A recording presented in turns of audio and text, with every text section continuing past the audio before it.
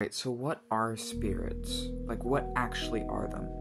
I think part of how to understand this, we first need to understand that before we had terms like psychology and concepts like psychology, a lot of these things used to be rather spiritual, or the way they looked at things that now is called psychological or mental used to be seen in a more animistic, spiritual way.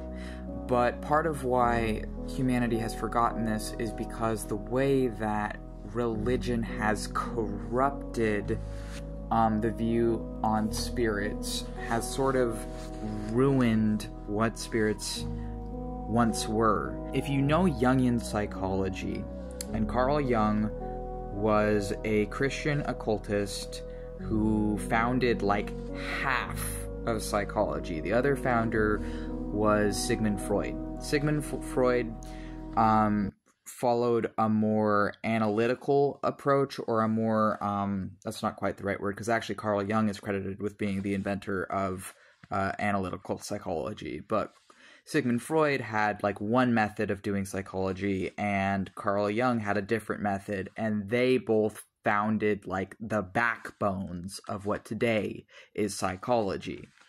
And before them, there wasn't really therapy or psychiatry and other things. Like, they really were the first, I would say, like in the 1940s, to approach it in the ways that they did, that led to now things like therapy and psychiatry and psychology being more accessible for disabled people. Whereas before them, mostly disabled people were hidden in society, were tortured, or were institutionalized. Unfortunately, that's still going on, but since them and since the last 100 years and such, it has gotten better. It's at least an improvement. It's still not great. But really, Jungian psychology has these archetypes that Carl Jung made that are sort of like mapping out all the different co-occurring symbolism within the occult, and mapping out what all the different things, all the different gods, sort of like represent. So like a god of love is love, a god of death is death, a god of whatever is whatever, right? And learning about this, it's sort of a different kind of astrology, or a different kind of, like the method I also would compare it to is like the Sephiroth and Qliphoth. It's a different way of mapping consciousness, or the 72 Demons of Solomon is also a way of mapping consciousness. But the Jungian archetypes are a way of mapping consciousness, and all the different spirits and gods and demons and whatever else can fit into various different Jungian archetypes. There's also planetary correspondences and astrological correspondences, of course.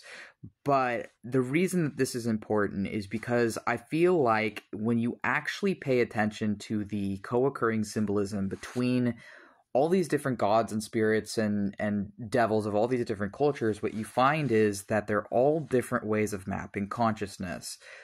So what are demons, or what are spirits? They're consciousness itself. They're a way of explaining consciousness itself. They're a way of looking at consciousness itself. You and me are spirits. Nature is spirits. The sun is a spirit. The planets are spirits. The stars and void and abstract concepts are all spirits. And I think that people don't understand this because they don't understand animism. They don't really understand how spirits are anthropomorphized living ideas. And they also don't understand how you and me are living ideas, how ego is just a belief on who you are, and it changes over time. We're not really one anything, but for me as a DID system, it's even more so because my disability makes me actually incapable of singular existence. I'm not able to be a singlet. I'm not a singlet. I experience plurality of consciousness, and as someone who experiences plurality of consciousness, all the different people that form my body and my brain can also similarly fall into the Jungian archetypes and astrological correspondences and the Sephiroth and Qlipoth and the 72 demons of Solomon and all these other things, and the angels, all the angel names. Like, all these are just different ways of looking at consciousness. And so really, what is a spirit? A spirit is whatever they represent. So a spirit like Asmodeus, a spirit of lust, is lust. A spirit of death is death. A spirit of knowledge is knowledge. And the reason that this is important is like, okay, well then what's the point? If it's all mental and psychological, well, it's not all mental and psychological, because these things do exist in our day-to-day life.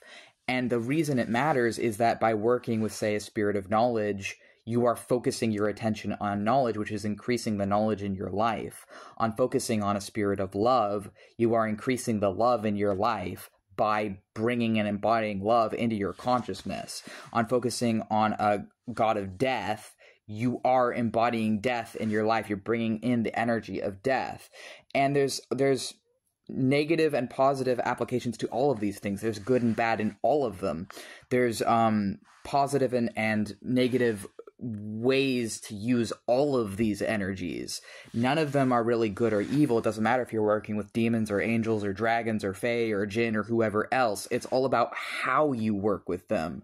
Like, sure, if you're working with them to just like hurt yourself, that's not good. Or if you're working with them in a way that is like hurtful, like, I mean, it really depends. Like, if it's like self-defense, that's different. But like, if you, like, because I've been in places before in my past where my mental health and other stuff was decaying because I had an unhealthy relationship with some of my spirits. I had an unhealthy relationship with spirituality and other things. I hadn't yet learned about the history and other stuff. I was just sort of like the fool in the tarot deck, just sort of like brute forcing my way off a cliff and like not knowing what was happening until it's too late. But eventually I leveled out and I came out of that and I met all these different people, and now I feel like, well, like, what are my spirits? My spirits are me. My spirits are my brain. My spirits are my body. My spirits are my different organs, are my different energy centers. My spirits are the nature around me, the air that I breathe, the fire that I light. Like, spirits are consciousness itself. Like, they're different parts of consciousness.